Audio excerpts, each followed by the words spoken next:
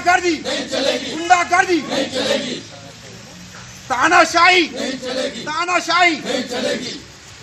को लाश करो, एफआईआर को लाश करो, एफआईआर को लाश करो, एफआईआर को लाश करो। गुंडागर्दी नहीं चलेगी, गुंडागर्दी नहीं चलेगी, गुंडागर्दी नहीं चलेगी। करो वही बात, वही बात। नारे तकबीर। इंसानी हकूक़ की पामाली हो रही है।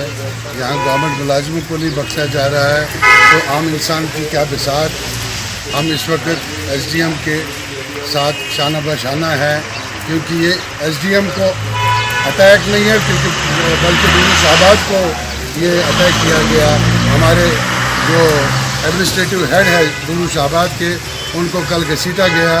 हम गवर्नर साहब से रिक्वेस्ट करते हैं कि इस मामले को तरजीह बुनियाद पर लिया जाए और एफआईआर उनके खिलाफ लॉन्च किया जाए जो इसमें मुलव्वस पाए जाए।